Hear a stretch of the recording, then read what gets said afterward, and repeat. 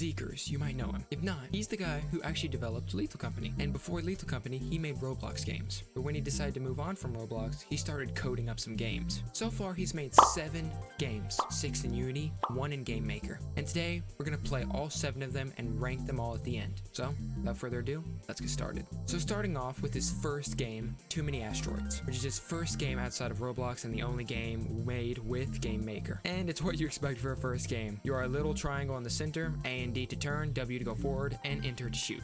When you hit an asteroid, it expands into more, they fly around, you dodge them while shooting more, and ranking up points for a high score. And that's it, there's not really much to talk about here, so let's move on to the next game. Drive Home. And I don't really like this game. Out of all the games Zeekerss has made, this is the only one where I sit back and say, I don't like this one. Now, even though this is only a second game and it was made for a game jam, it's still more of a game than Too Many Asteroids. Now, there's 2 versions of the game. They're both pretty much the same, but the first one has the, most annoying, I guess you could say, controls that any game could have. I guess that's why the original name for the game was, I'm assuming, Crazy Drive, since that's what the project is named, or maybe you changed it last minute, but I could see why it would be called Crazy Drive, because these controls. If you press A, you always go left. If you press D, you always go right. There's no in between, there's no steering. You have to just constantly hit between those buttons if you want to go straight. And you fight these enemies like tripods and UFOs while you're on your drive to get to your house. The second version is pretty much the same. The steering controls are actually good and like fun. Like I actually really like the steering controls in the second version. They're actually like fun and fluid and they feel really good, honestly. Except the enemies' hitboxes, I swear, are smaller. A couple tweaks there. The game clearly is just a little project. It's nothing special, and you know, it's a second game. What are you gonna say? This game put me through a lot of just pain. I don't know. It's because there's no checkpoints, so if you die, you have to restart and go through all of this blabber again.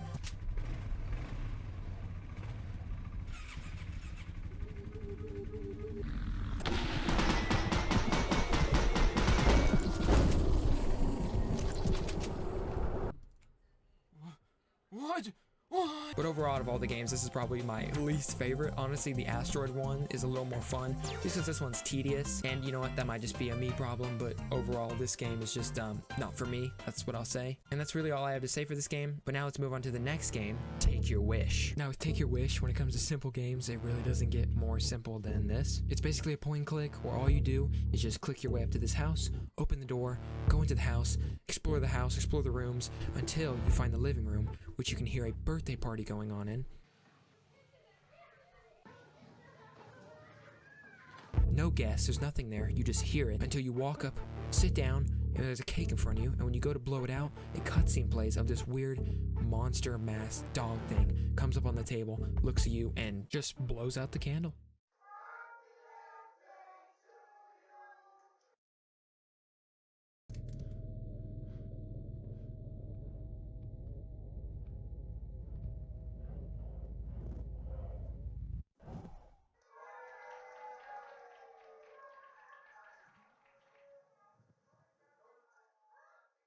It's a really simple game. I feel like it's just kind of like just to figure out like what he wanted to do, what he was into, and it's just really simple. It's just a point and click. It lasts like maybe like 3 minutes at max. But what you'll see for the next game coming up after this is it takes a lot of inspiration from Take Your Wish, which is actually kind of cool. So, you know, without this game, we might have not even had this next game coming up. So yeah, it's a really simple game. There's not really much to say. So let's move on to the next game, Dead Cedar. Now, Dead Cedar is the first, like, actual game. It takes about an hour to beat, and the gameplay follows the same of the original Resident Evil games, where you walk around with WASD and look around with set camera angles, and when you go into another room or another part of the map or whatever, a new set camera angle is shown. And it's honestly a really fun little game, and it starts with you pulling up to this house. You get out, you walk all the way to the house, and you check it out. It's an old abandoned house. There's a bunch of lore and a bunch of stuff I'm not gonna go too deep into, because I think you should play the game yourself. One thing that's really cool is all the games all the way up to Dead Cedar are actually free to play. Just go on Steam, you can get Dead Cedar for free, and for the rest of the games, just go to his itch page. Everything will be linked down in the description if you want to play any of these games. They're all completely free all the way up to this point. And Dead Cedar is a fun little free game to play. It's got some scary elements like the enemies. The first enemy is the MBs. The MBs use the dark to hide around the house, only attacking the player when exposed to light. They are much faster than the player, but they are burdened by their weight, smashing into walls, and just overall being very unpredictable, and they do catch you off guard and are very scary. But as long as you stay in the darkness and don't get too close to them, they won't hurt you. Now the next enemy, which is probably the scariest, is the DSP. The DSP uses the element of surprise, attacking the player at complete random. It turns off the lights and tries its best to catch the player.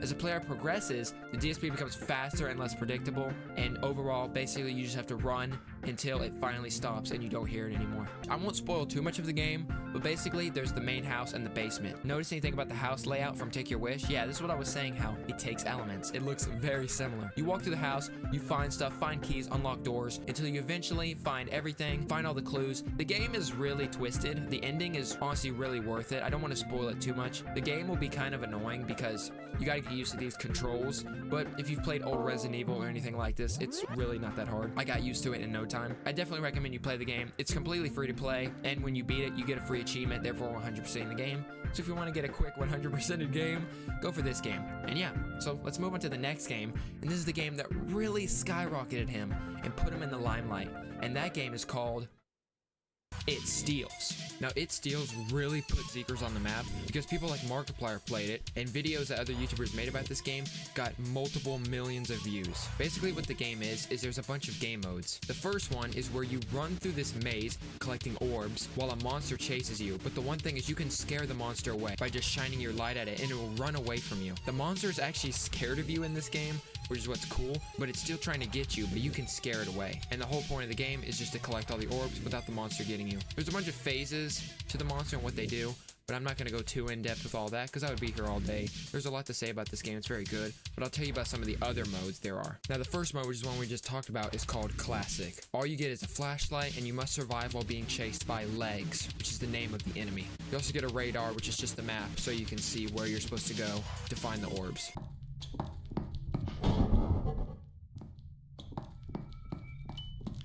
The next mode is Shutter mode, and rather than a flashlight, in this mode you get a camera with a battery percentage, and to scare the monster away, you need to flash the light at it for it to run away. But you also need to be very conservative with your flashes, because if you run out of battery, you instantly die. And in this mode, it's also legs you're fighting against. Hide and seek is pretty self-explanatory. You run around finding orbs, but you don't want to accidentally stumble across Hider. If you stumble across him, you trigger him, and now he's gonna find you. And it's genuinely so terrifying hiding from this dude.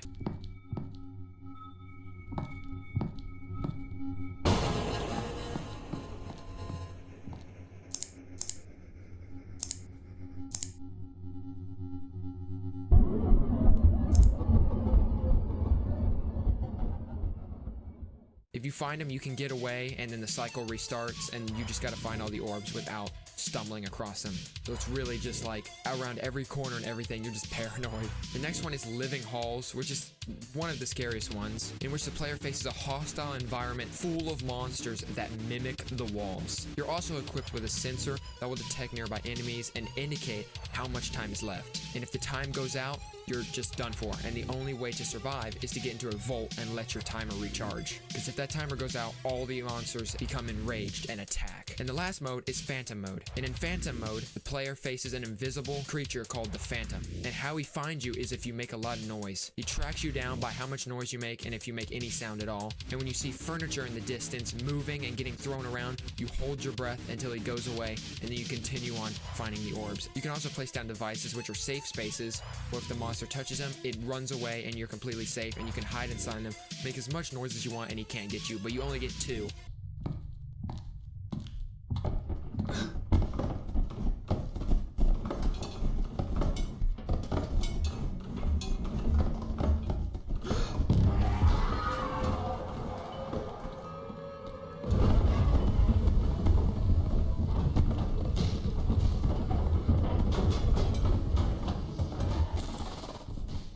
And once you beat all these modes, you get bonus versions of these modes. Just the first 3 though: Classic, Shutter mode, and Hide and Seek. I won't spoil these, but overall, the game really tests your patience, because you can go through all this, finding all the orbs, and then you just die on the last one. You gotta do all this all over again and go through all this stress all over again. It is a really cool game though, with all the enemies and just the uniqueness and the pixel art style just really obstructing your view, which is one thing that's really cool about Zeekerss, is he's kept this pixelated art style throughout all of his games, which really just helps give it a style, and it just brings it to life and makes it feel unique. But it also adds to the horror element, because your view is kind of obstructed, like you can't see. You can turn this off obviously, but it does add to the horror aspect. And that's It Steals, one of the first games Zeekerss actually charges money for, coming in at just $5, which is honestly a really good deal. And with that, let's move on to the next game, The Upturned. Oh Oh boy, have I got a lot to say about this game, because this game is honestly really good. It starts with you playing as this little silhouette guy with a hat, being dropped off at a train station, walking through the forest all the way to this massive hotel. Once you walk into the hotel, you meet this character called Ike, which is checking you into your hotel room because this is the afterlife, and this is the hotel you stay at in the afterlife. He tells you you're at floor 1434, and your room number is 14341. You get in the elevator to go there, and that's where everything goes downhill. The elevator breaks down, and it drops you off on random floors, and you have to do random challenges to progress further in the game. I can honestly make a whole video about this game, that's how good it is, but I'm just gonna try and just compress it all into one little nugget that just describes the game well without me just rambling on, because it's honestly such a great game, and it's super underrated. But here's some things about the game that I just really like. Fun comedic humor, items you can pick up and throw around. Ike. Platforming, unique enemy types, jump scares. You can take a couch and throw it at an enemy and kill it. Chocolate bars, which unlock bonus levels. Uniquely designed levels and floors. Creepy enemies, which one of them kind of resembles the Coilhead and Nutcracker if they had a kid. Boing, boing. Shrimp. Walk into an old western saloon and boom, have a bar fight. Laser tag with exploding laser guns. A bird on your head. Shrimp again. And discovering the meaning of why you're here in the first place. Genuinely a fun little game. It's just fun. The one thing I can say is that if you enjoy Lethal Company, you've played Lethal Company, you have a lot of hours in Lethal Company, and you enjoy it, get this game. It's $10, and if you enjoy Lethal Company, you'll definitely enjoy this game because it's got the same characteristics. Another thing I want to say about Zeekerss, which is something I actually don't mind in gaming, and I think it's really cool, is reusing assets. If you play Upturned, you'll see so many things from Lethal Company. Like for one, the Fat Pajama Man. Yeah, you know that little wholesome plushie in Lethal Company? Well, he's in this game, but he's a big monster that tries to chase you, and when he gets you, he beats the crap out of you, and I hate him. Yeah, I can't look at this plushie the same when I play Lethal. Also, the boombox is in the Upturned, which plays this absolute banger.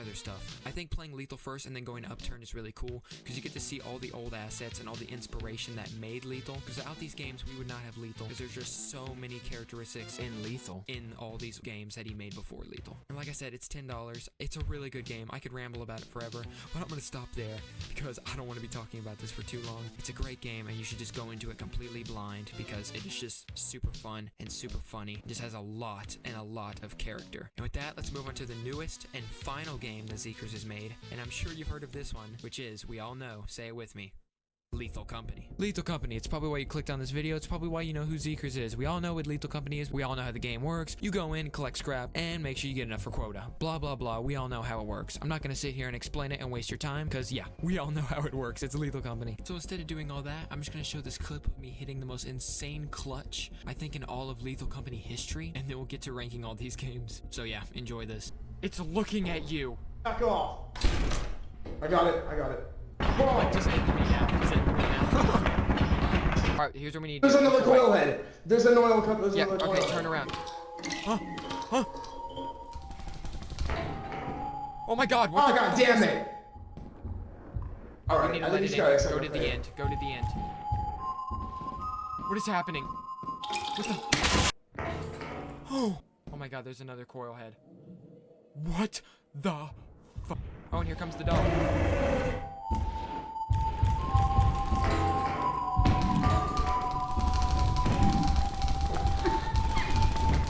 Oh my god.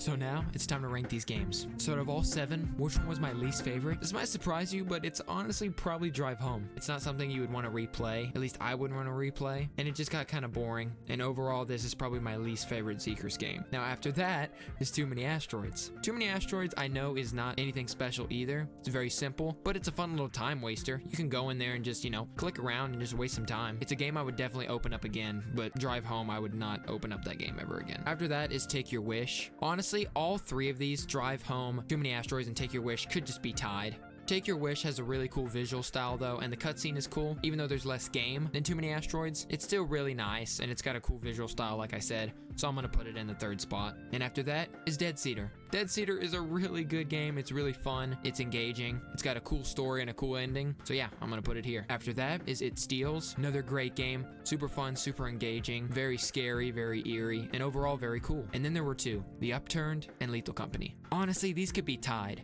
because they both have strengths. The Upturned is a great little single player game. Lethal Company is a great multiplayer game. If you have friends to play this with, it's great. If you don't have friends to play this with, this game is no good. And that's why I have to put Lethal Company in second place, giving first place to the Upturned. Lethal Company is great, don't get me wrong, and Lethal Company will probably take the first place spot in the future because the creator is saying they're gonna add crazy updates, feeling like they just let an alien zoo loose on the map. But right now, Upturned is my #1 Zeekerss game and one of my favorite games. It's just fun, unique, tons of character, goofy humor, and it's great. Lethal Company is great too, but I can't play this game alone. I need people. I need to get a whole group of people to play it with, and it's great. It's getting a little slow. I can't wait for the new update, version 50, and as of now, it is getting a little repetitive. But like I said, these could honestly be tied. The Upturned and Lethal Company are two great games, and definitely I can see in the future Lethal Company taking the top spot, because Lethal Company is getting updates, so these could honestly be tied. But I'm gonna put Upturned at first for now, and keep Lethal at second. So that's every single Zeekerss game ranked from worst to best. This is just my opinion, so don't freak out in the comments. And all the games weren't horrible. It's honestly rare to see a developer where you play all their games and you don't go, this one is just awful trash.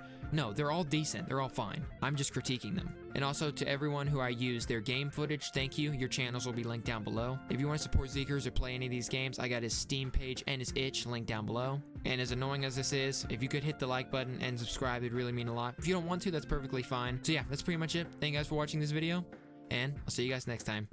Bye.